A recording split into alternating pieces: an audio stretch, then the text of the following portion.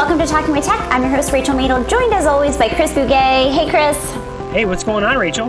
Not much. What do you have for me this week? I have a hypothetical situation that I want to run by you, but it's hypothetical in the fact that it's probably very practical and very meaningful. But it's a what-if scenario, okay? You familiar with, like, what-if scenarios? What if this happened, all right? So let's say Rachel Madel is hired to come into a school and work in a preschool. Okay, you're going to be the sort of the outside consultant coming in to help a preschool classroom. So you go to the preschool classroom and you walk in, and there are 6 preschoolers in the room. Okay, you with me so far? Yes. They've got interactive whiteboard. They've got a kidney-shaped table, right, with little chairs. In front of the interactive whiteboard, they have some cube chairs. They got a little carpet there. They got some stations set up with different toys all around on those stations. Now, the 6 students, again, hypothetical here, right? Let's say one of them has an AAC app with them. So they have an iPad. Let's say it's LAMP, okay? LAMP Words for Life. Again, hypothetical. And the teacher might even have one of these devices as well. So it has LAMP on an iPad that is her iPad. Maybe she's got it from the school someplace, or maybe it's her personal device, whatever. She's got an iPad there. She's got a student there. There's other students that are not... Well, okay, you just walk in. You don't know their language yet, right? And because you've had some correspondence with the speech therapist before you've come in, you know the speech therapist is pretty well versed in AAC. You know, they certainly know aided language stimulation and have been trying to model. They express that they've been doing modeling, and then they were the one that helped get the one student that has LAMP Words for Life. They were there championing that cause all along the way. So, are you with me? Did I paint a picture? Yes, I'm in this preschool right now. All right, excellent. Is there any other follow-up questions you have for me to describe it better for you? I mean, I guess my question is do all the students in this class have an IEP? Like, is this a mainstream classroom where we have one AAC user who's being, included, or like what is the setup of the classroom?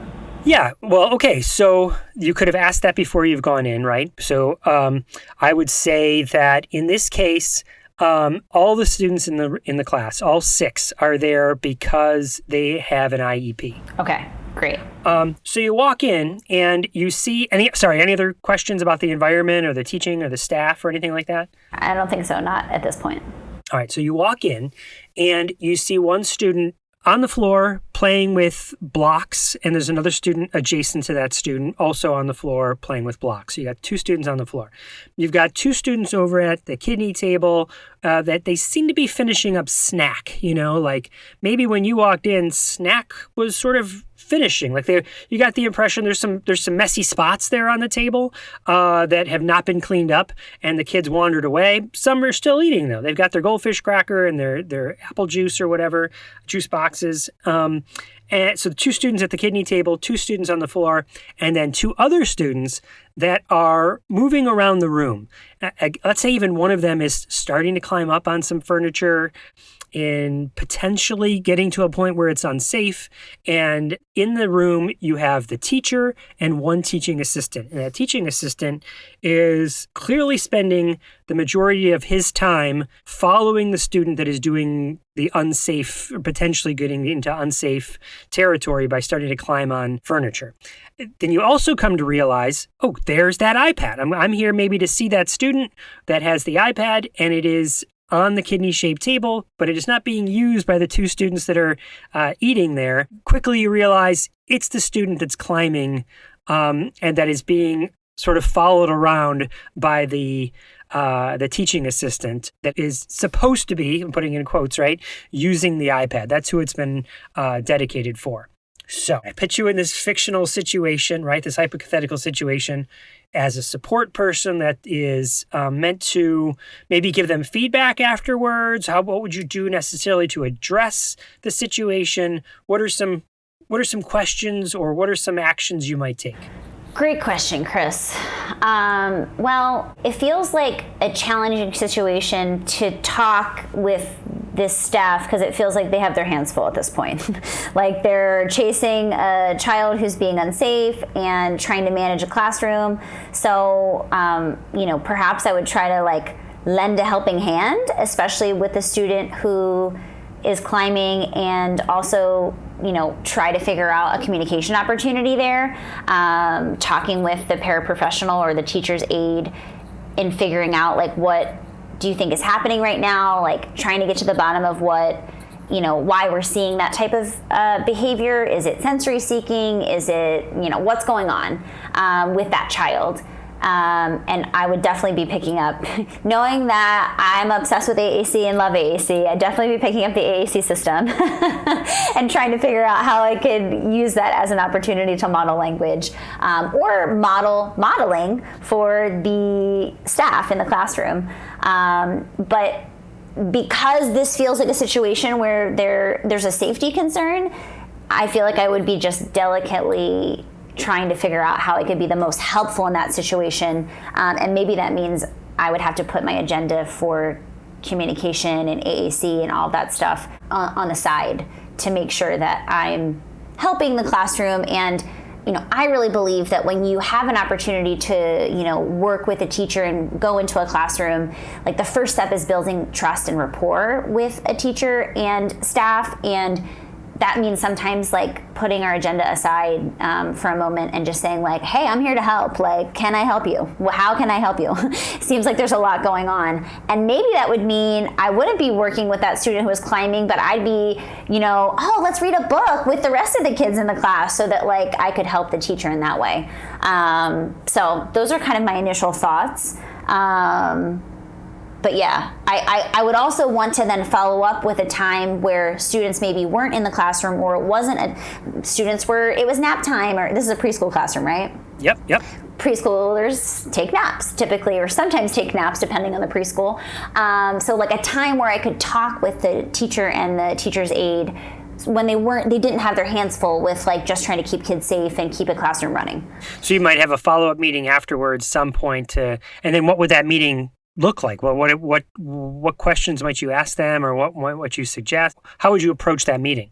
I feel like I would approach the meeting, just curious about what is happening in the classroom and what the challenges are in the classroom. And it seems like I would focus probably more energy on the child who was climbing and not necessarily following the classroom routine, and try to problem solve with the teacher and teacher's aide on how we could potentially help introduce visual supports or something that could help potentially that student be able to participate more fully. And I think it gets asking questions about like, when are you seeing this? What kinds of things, precipitate this? Because for me, I'm trying to figure out like, is this a sensory need?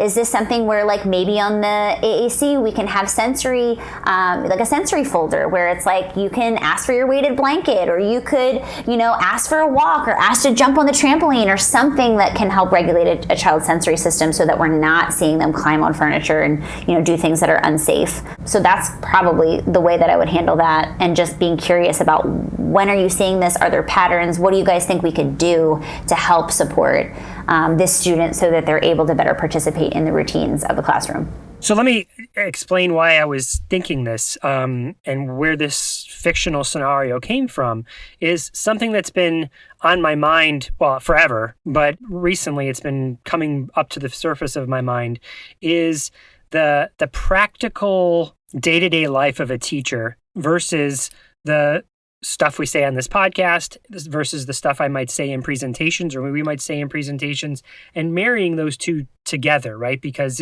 there's this the theory of what we do. There's the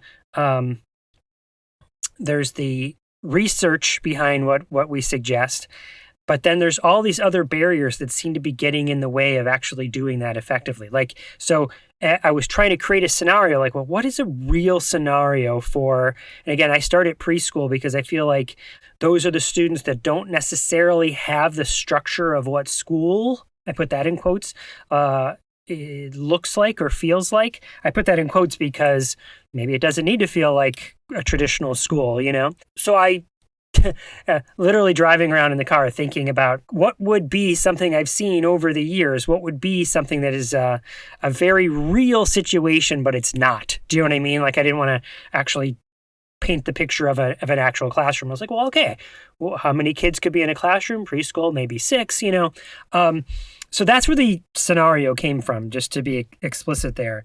And then I asked myself the same questions I was asking you. Okay, so a follow-up meeting makes sense.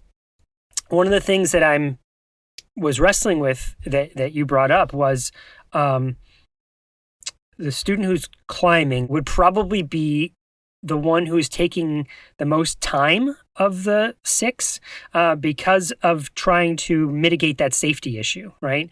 And it's probably the stressor in the situation for the teacher and the paraprofessional the most.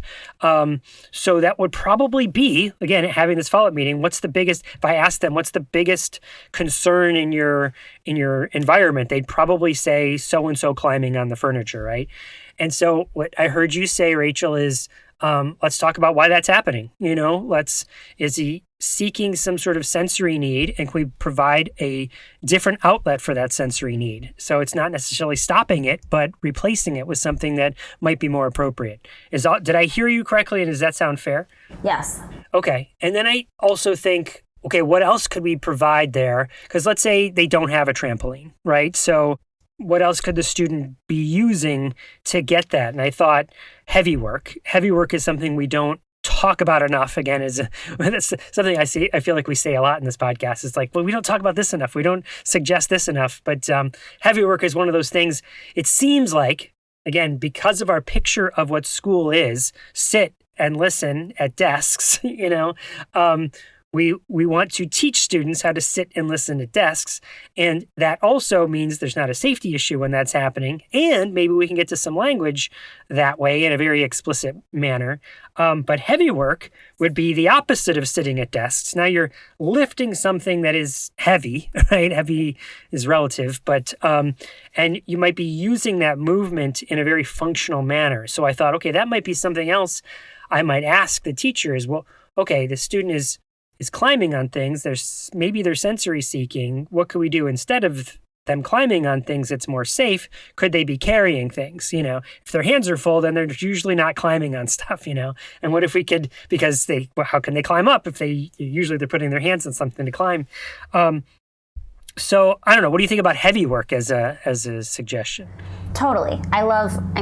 I feel like heavy work is underutilized, I think, in classrooms, and I think that we can help facilitate those conversations and problem solve with teachers and paraprofessionals about what kinds of things are possible in a classroom setting. And yeah, I think that, and that's where my brain goes to collaboration. Is there an OT at this school? Can I collaborate with that person and figure out what kinds of sensory activities can we create? And then, I'm always trying to think too, big picture for a classroom teacher. How can we create things not just for this student, but for all the students in the class? So it's not just the student who's doing heavy work, right? How can we create some type of activity so all the students, are doing that, and it's a part of their routine too? Because anytime we do something for one student, I question, can we do this for all the students in the classroom so that it becomes a habit, it becomes easy to facilitate, and it helps benefit all the students to be better regulated? So there we go back to that original question about the environmental supports. Is there more AAC that could be placed in there? Are there visuals? Certainly, were there low-tech visuals? Are there core boards based on the app that was already in the environment? Could that be there? And then what I hear you also saying is when you're looking at putting something in place for the entire classroom, if this one student is perambulating around the room, could we invite that student to be sort of the line leader, and now let's all follow the leader. Okay, so-and-so was walking around the room. Let's all follow so-and-so, right? And now we're all marching behind this student doing some sort of maybe an obstacle course, right? Shaping that perambulation into something that is more meaningful. Let me ask you this question again, Rachel. So if we did heavy work and the student was carrying stuff, their hands are full. And so if their hands are full, then how do they, if their student is, let's say, a direct selector, how do they access their AAC? What are your thoughts there? I mean, I think that it would be impossible for them to access their AAC without putting down whatever they were carrying. So I feel like the opportunity would be before they pick something up to do heavy work and after they put something down during the heavy work. Yeah, that was my thought too. I also thought, depending on what the heavy work is, it could be like, put these things, let's say it's paper, right? Like a heavy, I'm putting heavy in quotes because it's subjective, but put it in a bag. And now you can maybe pull that bag or have it with one hand, or sling it over the student can put it over their shoulder, Let me show you how I put mine over my shoulder. Now you try your shoulder, so your hands are still free, meaning maybe there's ways to do heavy work without your hands being tied up, but then, putting it down and then using it. And then, of course, they are using their hands. That doesn't preclude you as the communication partner from modeling on either their device or on, like I said, in this scenario, I gave the teacher a device, so on the teacher's device. So I don't know. I like these sorts of thought exercises because I find that they're very practical and they help us really think through what a teacher is facing on any given day, Yeah, I also think that, what's really coming up for me is something that comes up a lot in my practice, which is, how can we help kids not just get regulated, but how do we help teach them how to communicate what they need to be regulated? So we know when we have kids climbing on furniture and not sitting in their seat, it's like so often we can look at that and realize there's some type of sensory need that's not being met. And so, we talked all about sensory stuff today because when I see a child who's climbing on furniture, my first thought is this is sensory related.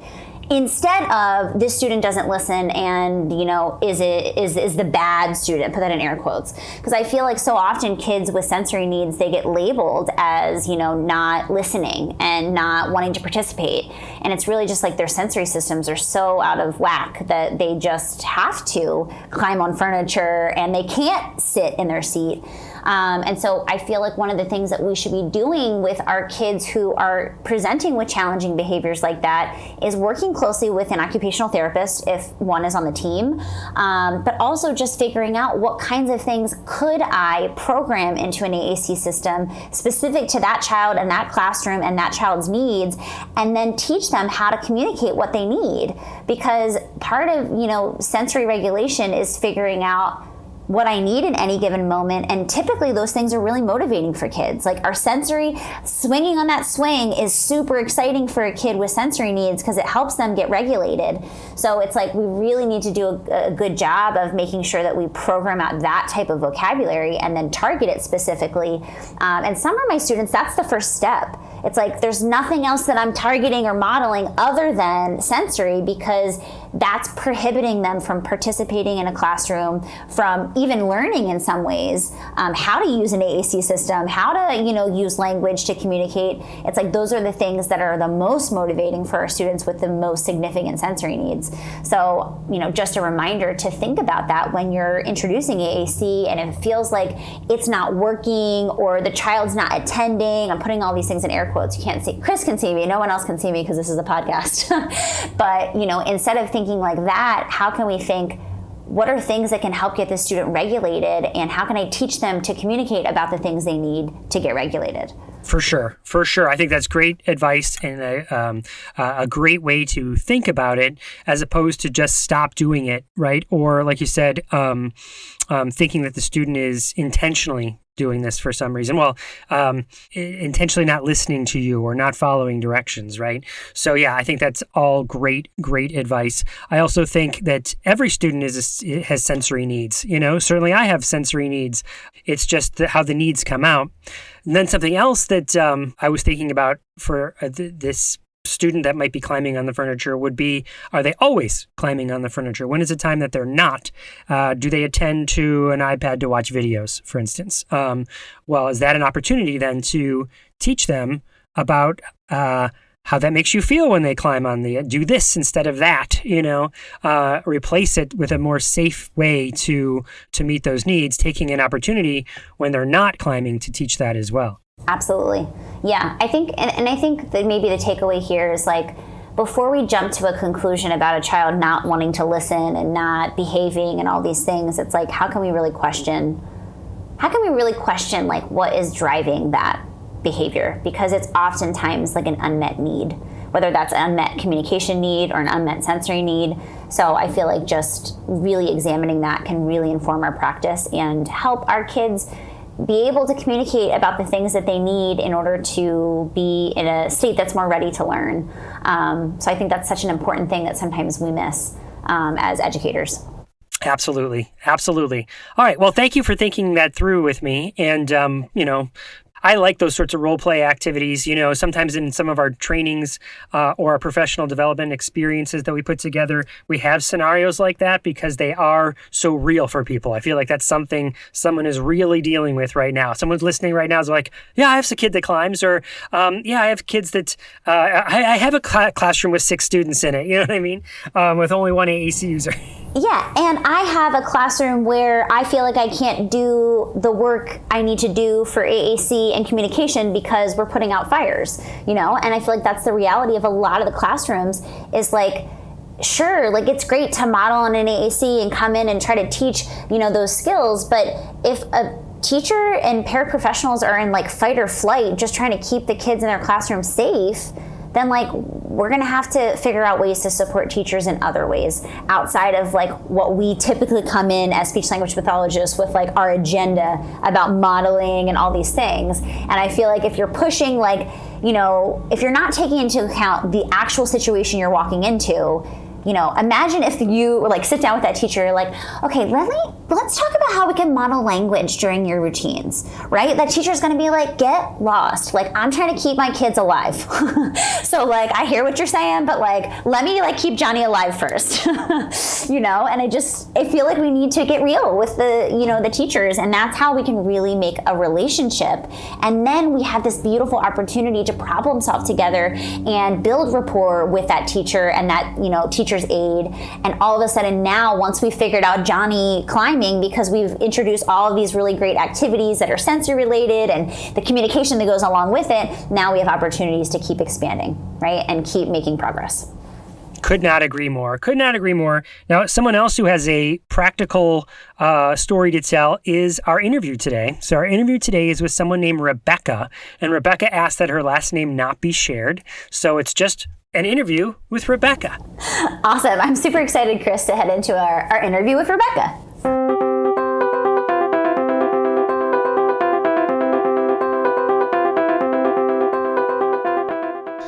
Are you enjoying this episode?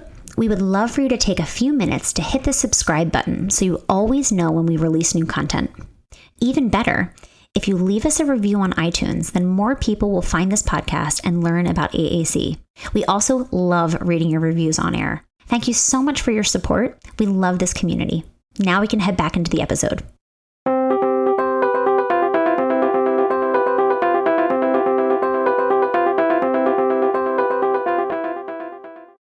So welcome to the Talking with Tech podcast. My name is Chris Bouguet, and I'm here with Rebecca. Tell us a little bit about who you are and what you do and what we're doing here today. So I am an assistive tech professional. I work at a high school, and I work with students with disabilities, and we brainstorm and come up with the best assistive technology for their needs.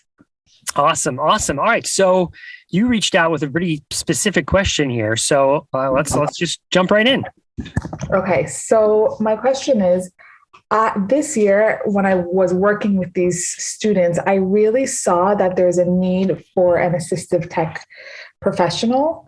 Another one, because we're a district of 3,200 students, and there's one assistive tech professional, which is me, for the middle school, high school, and 2 elementary schools.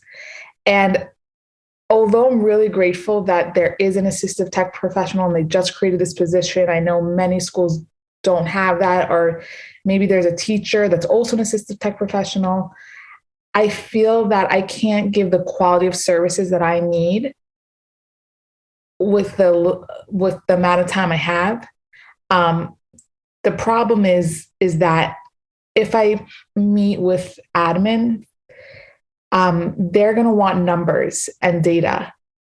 The problem is when I calculated my caseload and the amount of hours each student gets, there is enough time technically in the school year, actually more than enough time for the ATP to see these students. But as both me and you know, there's so much behind the scenes work that goes into researching programs, scheduling time to see the kids, talking to parents. Just, it doesn't end. Mm-hmm. So I know that administration needs to see numbers in order to approach the board with it. So before I have my meeting with them, I did want to talk to and ask you this question. Okay. Well, Rebecca, let's talk a little bit about before we get to the heart of that question. I think there's some more background information that we might need to really dig in. So a couple of things I heard you say is one is that your position is relatively new.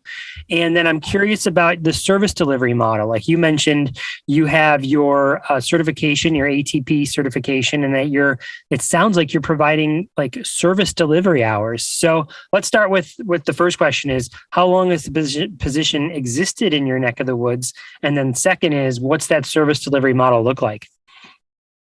So there used to be a staff developer that was also a assistive tech professional, but she advocated to have just an assistive tech professional, and she did have the numbers. So this is the first year that this position has been created, and I'm filling it.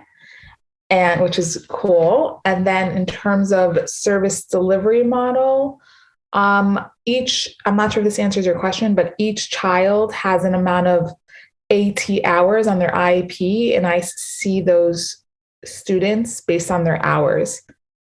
Gotcha. So in the same way that a speech language pathologist might have a number of hours, or an occupational therapist might have a number of hours, in your neck of the woods, the way it's currently being done is that assistive technology is written into the IEP, and you would go for those number of hours to do some sort of work with the student? Yes. Okay. Well, let's talk about that for a second. So what does that look like? Can you give me an example of a student? Like I see this one student, 60 minutes a week and we do X, Right. So that's a good question. So I see a student, he has dyslexia, and I introduce him to the program Read and Write. Mm-hmm. So he doesn't fall so behind in class, so he could rely on the speech to text and text to speech features. So we just basically practice with that, and I'll take him one-on-one sometimes, and based on his classwork, we'll just practice using those two features. Also, under his assistive techniques, he receives class notes. So I'll make sure with the teacher that he's receiving those completed class notes. So that's just an example of a student I work with. Gotcha. Okay. And so the teachers that he has, this is a high school student? Yes. So he probably changing classes, going from class to class, and has multiple teachers. And then would he have a case manager as well? The case manager is a psychologist. Gotcha. Okay. So not necessarily seeing the student on a regular basis, but just checking in every once in a while, and then writing the IEP and coordinating those sorts of efforts. Is that fair? Yes. Okay.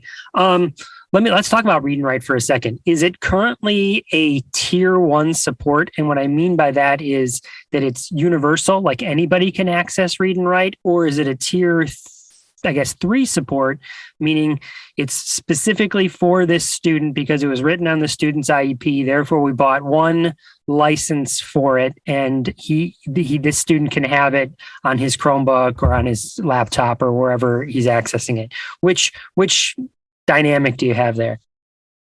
Good question. So we bought Read and Write for all the students in the district, which is amazing, and we don't write the name of programs on the IEP. We just talk about the I guess you call it like speech to text would be considered an accommodation. Mm-hmm. So we write the accommodations in case programs or the names change.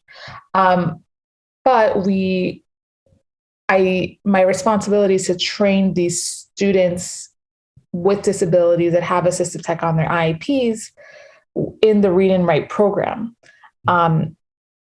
And I was thinking that is like an argument I can make, that so many students can benefit from assistive technology. But when I looked up the assistive tech definition on IDEA, I believe it said like a product or service that'll benefit a student with a disability. Mm-hmm. Well, a lot of our students aren't classified with disabilities. So the district could say, these are the only students with an IEP, and there's one person is more than enough.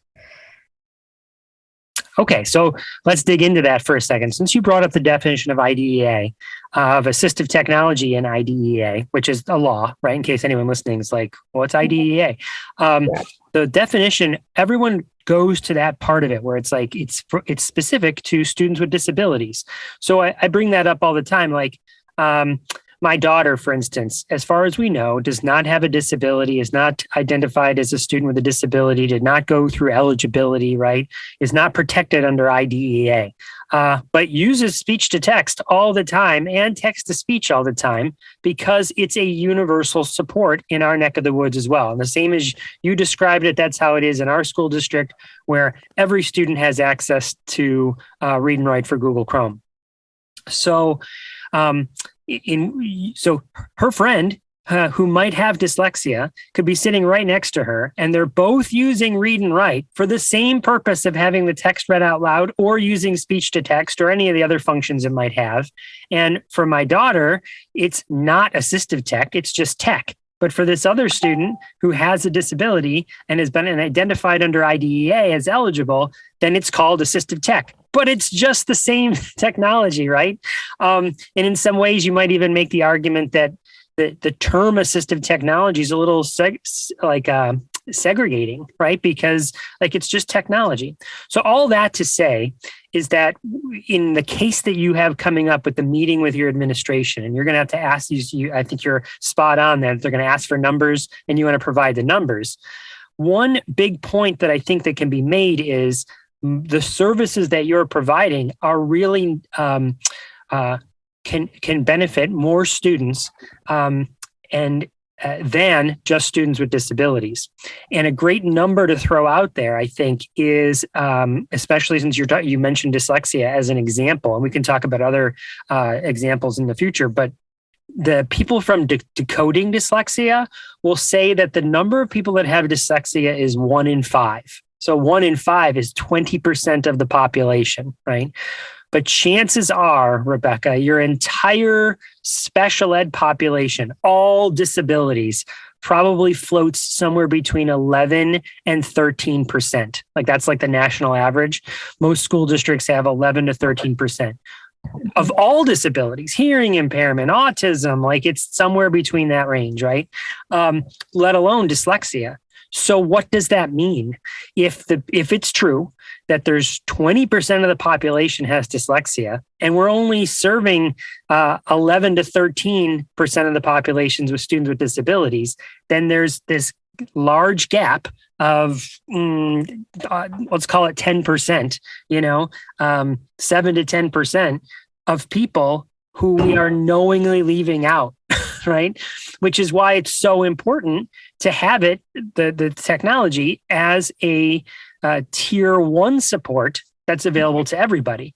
But chances are, and I think this is, again, the point that you can make, chances are the general ed teachers don't know about that technology, haven't learned about it, haven't infused it necessarily into the design of their experiences. Am I speaking your truth? Yeah, no time to learn it. No time to learn it.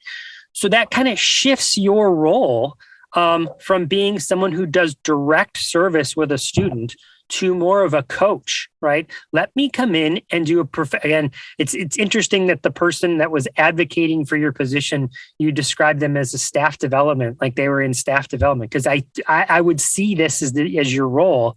And it's certainly the role that in our neck of the woods is we act as facilitators and professional development experience designers, where we meet with people, educators, and we try and educate them about these technology options that they can make available to everybody. Read and Write's a great example, but there's universal support. Are you a Chromebook district or laptops or Chromebooks? Okay. So and I'm sure in the last year here, if not before, digging into the accessibility features that are available into the Chromebook. Well, again, that's another tier 1 support that's available to everybody that most teachers don't know about. You could be showing them and coaching them along. How would you feel about that as an approach where a shift happened where you moved away from putting assistive technology as a service on the IEP and putting it more as if it needs to be listed in the IEP at all, but moving the position into a more of a coaching position where you're working more directly with the educators and teaching them how to use the technology? I think that's a really good point, and that would be great. The thing is, we do have one staff developer in each school already. Okay. And do you feel like they know that technology? No, but they're definitely capable of being trained in it. So, and could you see yourself as that role? Is that you would meet with them and sort of help each one of those staff development? So let me back up for a second. In our school district, we also have not a staff development person in every school, but we have an instructional technology facilitator.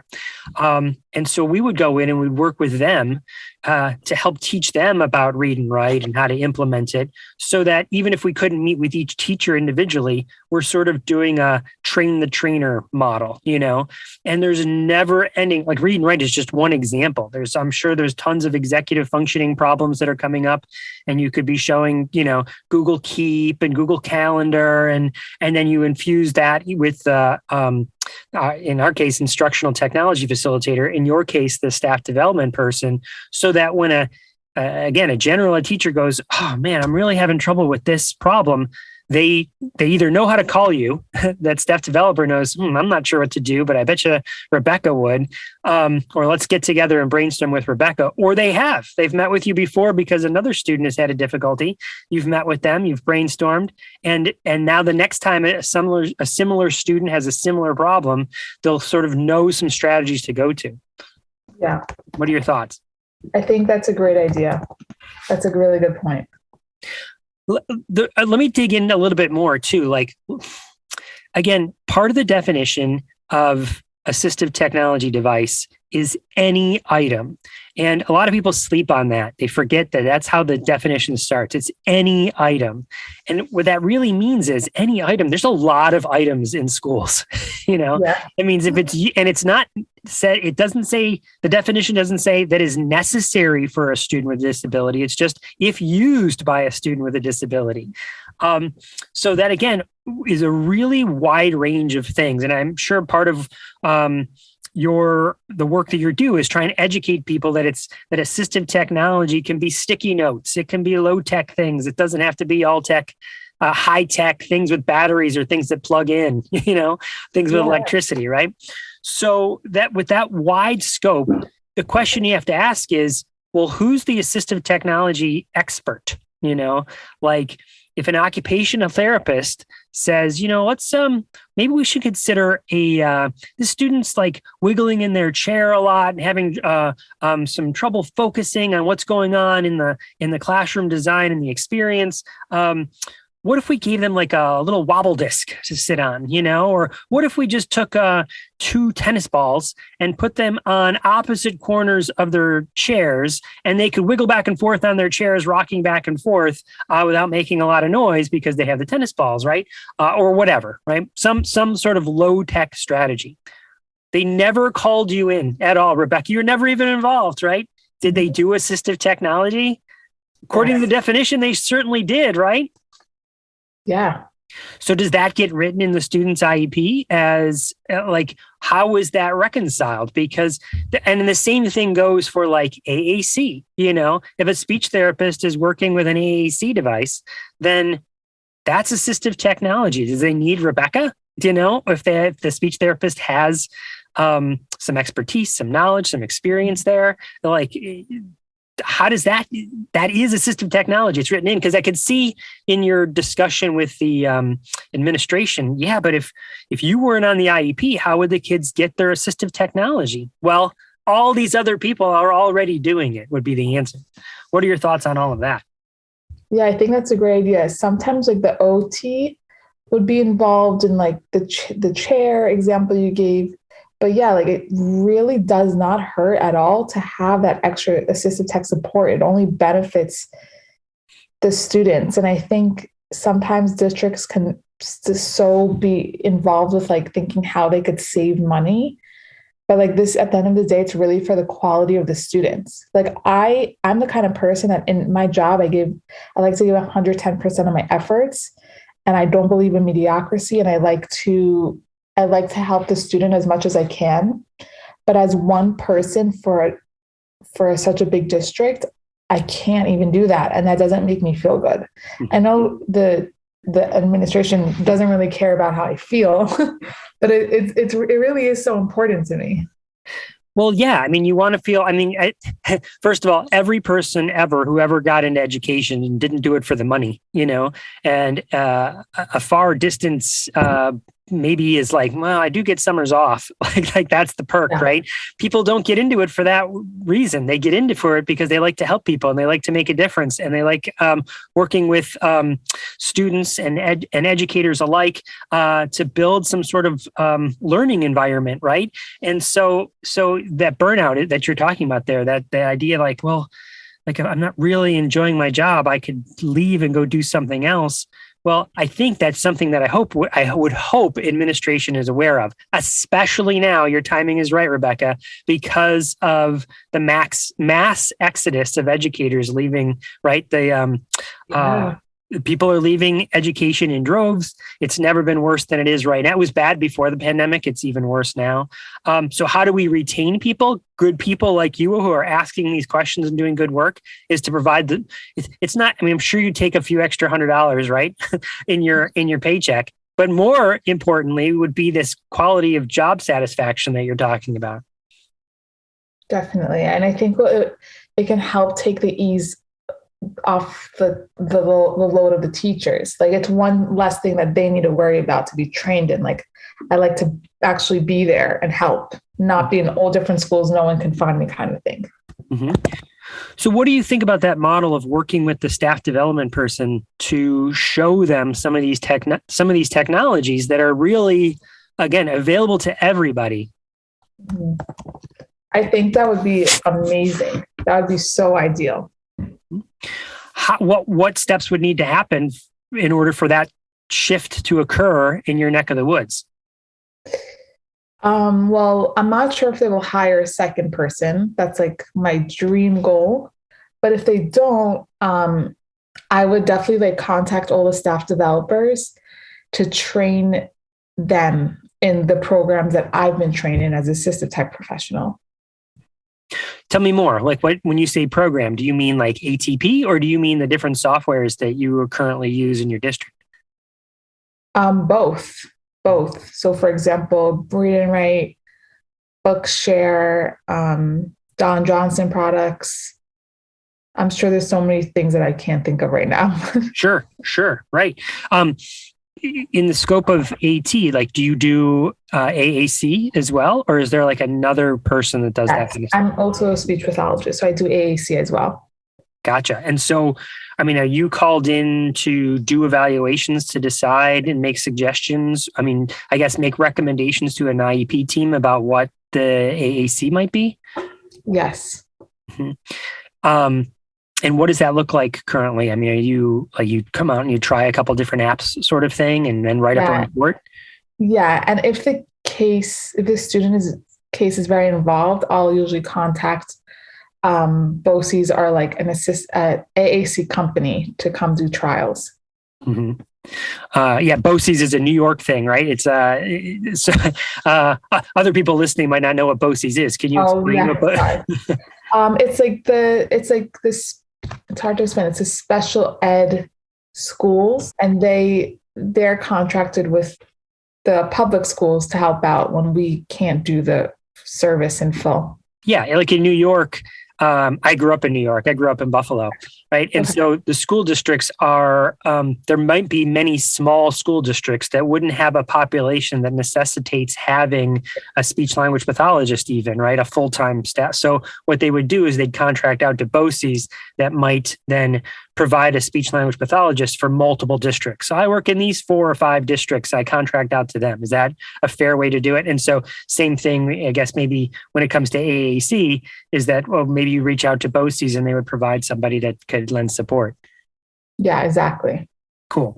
Okay. So with that in mind, I mean, we've seen, especially in the last 5 to 10 years, a huge rise in the number of people who are using AAC. We're recognizing that AAC is something that is not for necessarily just a small select population, and we need robust AAC in a much larger scale, right? So I wonder if that's not an avenue for you, again, in making a list of sort of arguments to present to your administrators in your upcoming meeting. Is let's look at the numbers over the, if you have them over the last, even if the last year, but if you have a trend of 2 or 3 years of number of AAC requests we're getting, and watching it rise, and the nervousness about implementation. So oftentimes what we've seen, again, I think this is pretty consistent across the board, that we see a lot of good work and a lot of good time spent on selecting the perfect AAC tool that then does not get used. Right? Because there's no follow through with coaching somebody on how to implement the AAC tool. And I feel like that could be, again, if money talks, right? I believe you're right there. Hey, we're spending a lot of staff time, which equals money. We're spending money on tools that are ultimately not being used. So we need better implementation. Therefore, we need somebody that is more focused on AAC. And perhaps your dynamic could be, we could have a full-time person that is AAC and a full-time person that is everything that's not AAC. So reading is AAC as well, but you know what I mean? Like, there could be a crossover, so you'd have to decide. But you see what I'm saying? Like math, dyscalculia, dyslexia, providing universal supports, the accessibility. So that is AAC as well. But you see how I'm saying, like, you could have this sort of partner that you work with that is under the same scope of assistive technology, but also separate in your job responsibilities. You know, how do you think that would be received? I think they would really like that. Unfortunately, there's not too many students who receive AAC. Not too many kids with autism it just happens to be that our district is that way. But I think that's a really good point to make.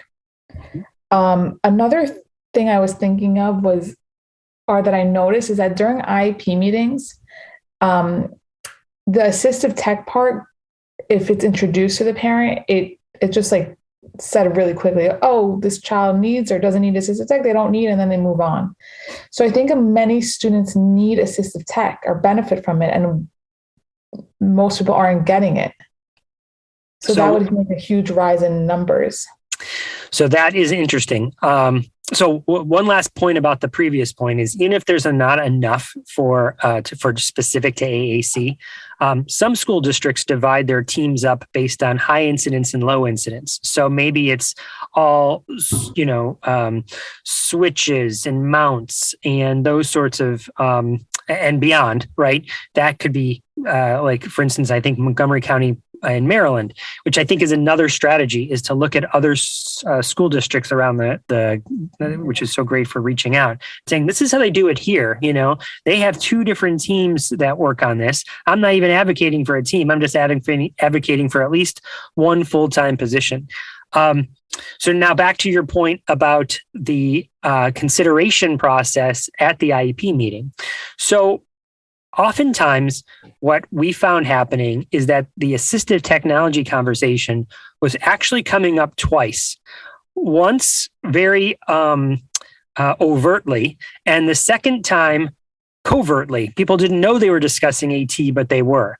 And what I mean by that is, at an IEP team meeting, you get to the considerations page where there's usually a page on the IEP where it's kind of a list of things that you have to consider, right? You're nodding, so that makes me think you know that page, Yeah. right? Yeah. And one of the things is assistive technology, and it's usually, again, that's a huge sweeping statement here, but it's sort of like, yeah, student doesn't need it, or, oh, we've got whatever's in place is in place, right? And there's not a rich, robust discussion about assistive technology on that line of the IEP. Is that fair? I mean, again, sweeping general, but is that what I hear you saying? It's like 2 words, assistive tech. Right. Okay, but then what happens is we continue on, we look at the present level, we talk about the goals, and then we get to the accommodations page where we start talking about, well, does the student need speech to text? Yeah, and student needs speech to text. What about preferential seating? Yeah, what does that seating look like? Yeah, we talk about that there. Does the student need text to speech, have the text read out loud? Yep, we got that as an accommodation. And what they're having there is a discussion about assistive technology that they sort of skipped or didn't have back on the considerations page.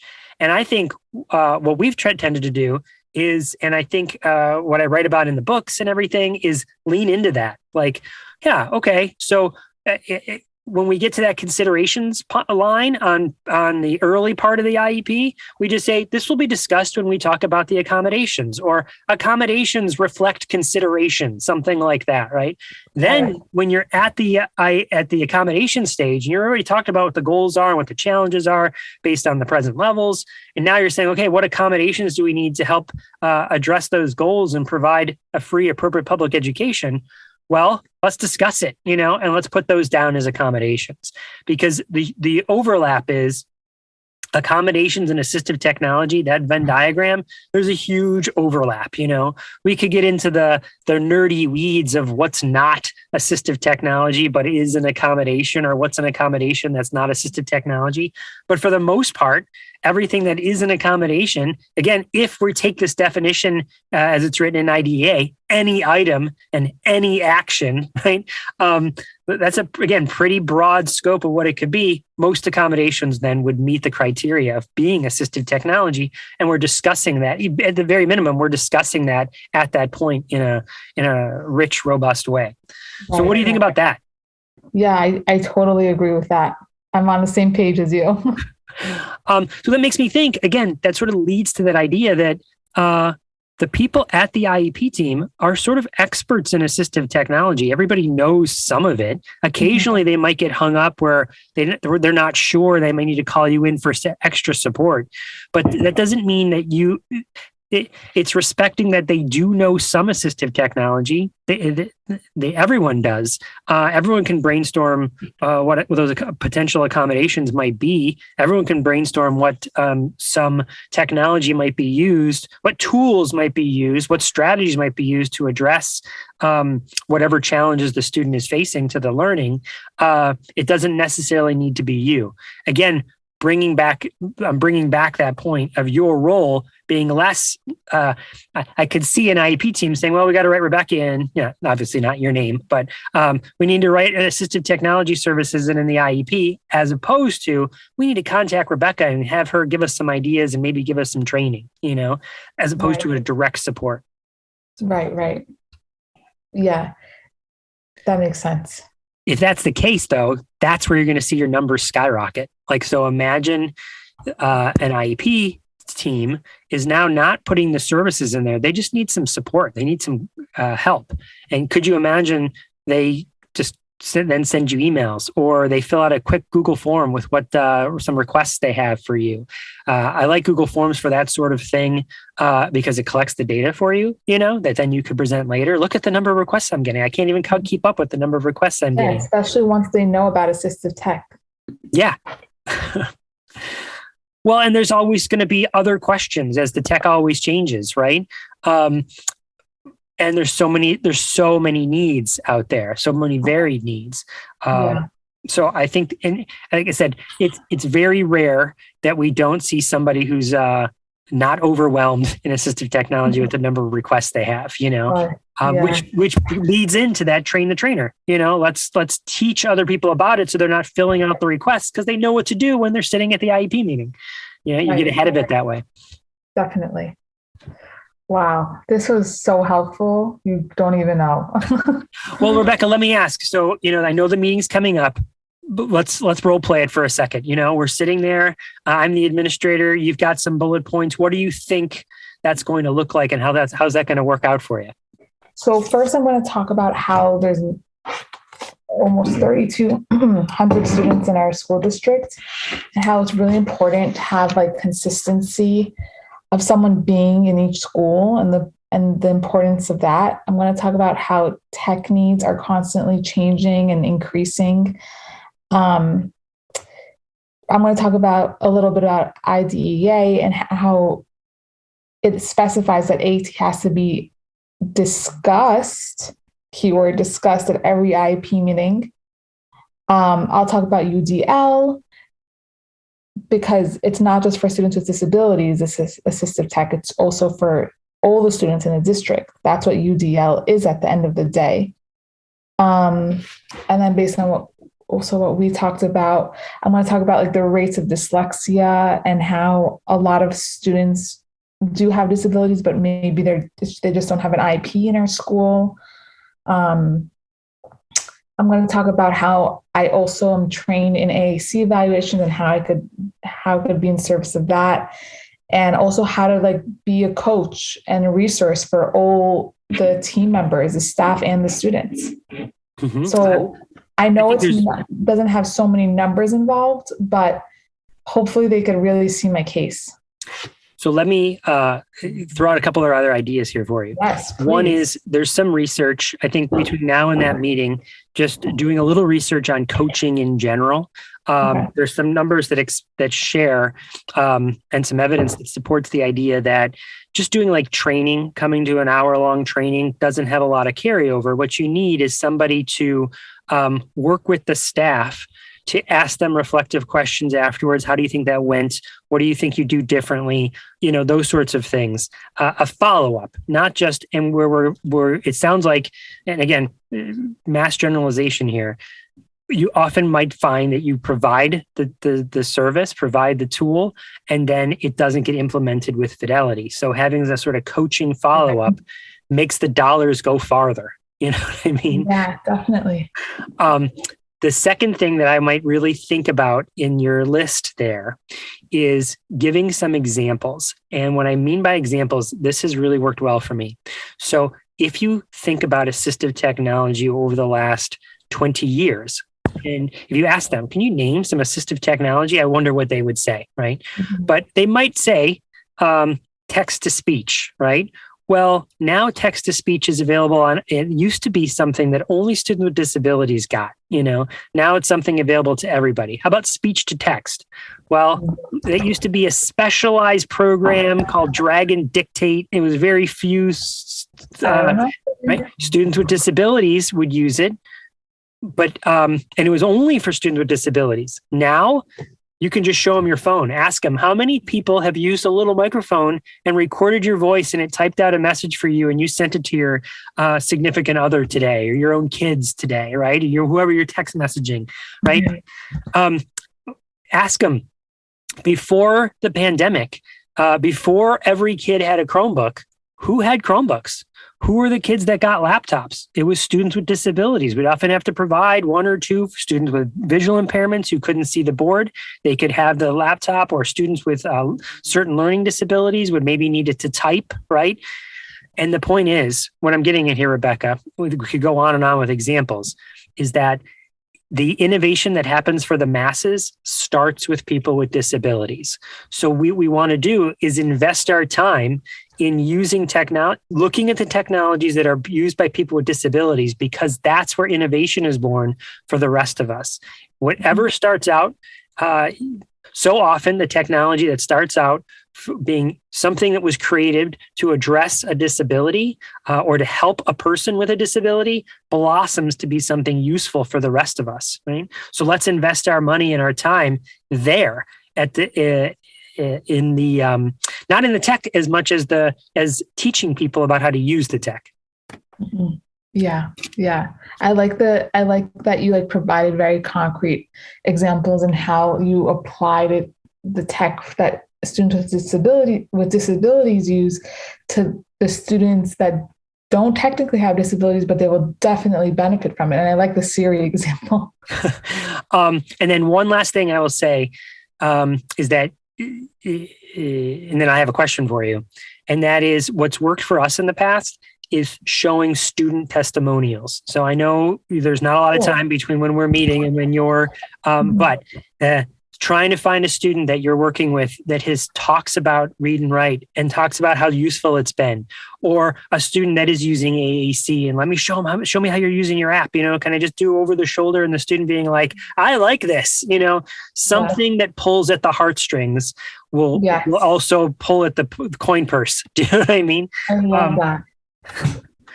It's part of it is the money, and I mean part of it is the numbers, but the other part is the humanality of it. Yeah. Wow. I never thought of that. That's all right, Rebecca. Question for you. Sure. Ready? What do you think if you were the administrator and you're sitting at the table?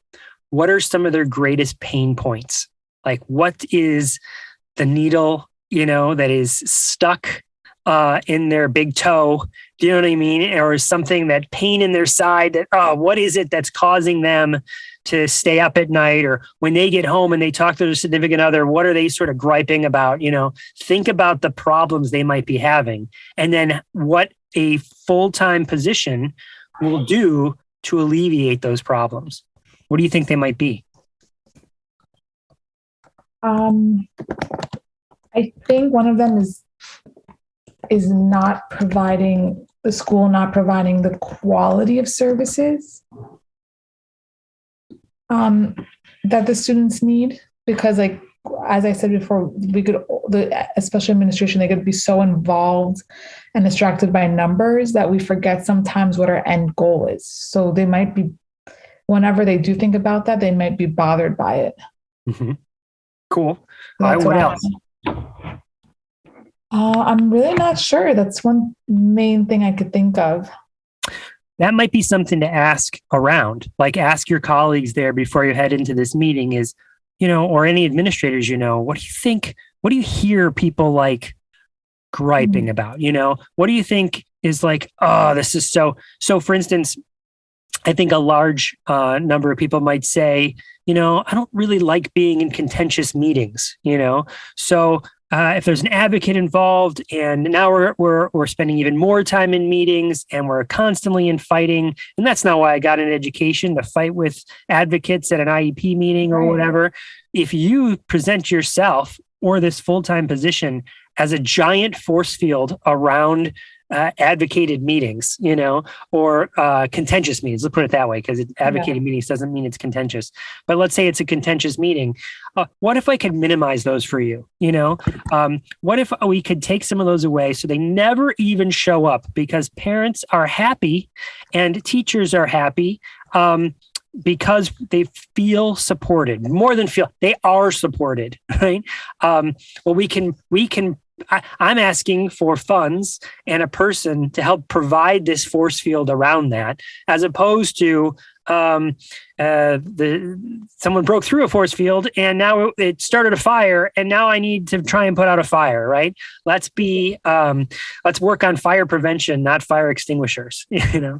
And I think at an IEP meeting, when we actually do discuss assistive technology, the parents like, whoa, like, that just made my student's life so much easier. My child's life so much easier. Mm-hmm. And so imagine getting that sooner, faster, more students having it, students helping each other. So it never even, they use that thing all the time. Their friend showed it to them, and I wish I had known it weeks ago. The faster it moves the needle faster for everybody. It advocates, it allows students to work together. So yeah, I think that should work. Awesome. Thank you so much, Chris. I really appreciate it. Well, Rebecca, don't be a stranger. Let me know how it goes. I hope those strategies help. And if not, still consider what steps you might make in changing your service delivery model to becoming less of a direct service to more of a coach and a professional developer. Yeah, I love that. Cool. Like an assistive tech coach? I would call it, so instead of assistive tech coach, I'm very cautious about whenever I use the word assistive tech as an adjective. Like, why does it need to be assistive tech coach? Maybe it's just a coach, or a tech coach, I almost never use it as an adjective. Is it an assistive technology tool, or is it just a tool? Like, why is we got to call it assistive tech, right? But if I were to give you some advice about that, I would be really thinking about the name is, we have really tried to adopt inclusive design. Assistive tech often feels like something's broken, there's some sort of challenge. We need some technology to fix the thing that's broken. And what I want us to advocate for is designing experiences, designing things in a way that it won't break. You know what I mean? The technology there is to support your learning, not because something went wrong. It's just there to support it, Yeah. So I'd be looking at... So what would you call it? I like the name Inclusive Design Facilitator or Inclusive Design Coach. If inclusion is at all on their radar, then, and it should be, and it probably is, then that will be a word that be like, oh, this is a way we could get to that inclusion goal that we have, Yeah. Let's have Rebecca and this other person spend their time working with general ed teachers, working with that staff developer to design educational experiences using technology that work for everybody. Let's have Rebecca use her talents and her skills, and this other person use their talents and skills to create professional learning experiences. And then coach people afterwards. How did that go? What would you do differently? Those sorts of questions, I think, go a long way to having it having it be something sustainable. Yeah. Oh, and it would probably help with the teacher shortage. Like when teachers feel supported, they won't want to leave. Like, oh man, I know. I feel like I know what I'm doing here. I don't want to go, Right. I mean, one reason they're leaving is I think they're exhausted, and I don't blame them, but I hope to help. Absolutely. Anything else, Rebecca? One thing, I researched something called ESSER funds. Mm-hmm. Have you heard of ESSER funds? Yes. So ESSER funds are federal funds due to the pandemic. And so this gives you extra funds. Technology is included in it. Yep, absolutely. But I'm wondering if a technology person is included in it. It could be. I don't know if staffing is involved in ESSER funds, if you can use it for staffing. That's a good question, but it's something easily researched, Yeah. I mean, from what I read, it didn't seem like staffing is involved, but I don't know how lenient it is. Well, if it was involved, I mean, this is not the first time the federal government has provided relief. And in the past, the way that relief has worked has been you could use it for staffing, but the money is going to run out at some point. So you either let people know this is a 3-year position, you know what I mean? And at 3 years, we'll reevaluate, is you would let them know that it's for a limited amount of time. Yeah. I'm going to look into it if it includes staffing. Cool. One of the things you can buy with other ESSER funds is books. And I wrote a book all about this. It's called The New Assistive Tech, Make Learning Awesome for All.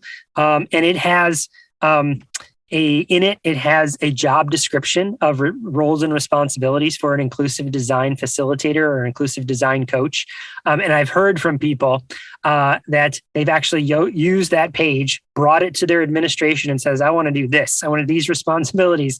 And it's worked for them. They've gotten the job. So I know there might not be time to get the book or find that section before your meeting, but definitely check it out. I think it might be helpful. Yeah, I mean, even if you could find a section that describes something like an inclusive design coach, and if you could send that to me, I think like the description, that would be very helpful if possible. All right, let me see what I can find. I'll see what I can send you. Thank you so much. You're so knowledgeable. I really appreciate it, Chris. Well, you bet, Rebecca. I think you're on the right track, and congratulations on your new job. And thanks for reaching out, and thanks for being willing to be recorded here on the podcast. Really appreciate it. Of course.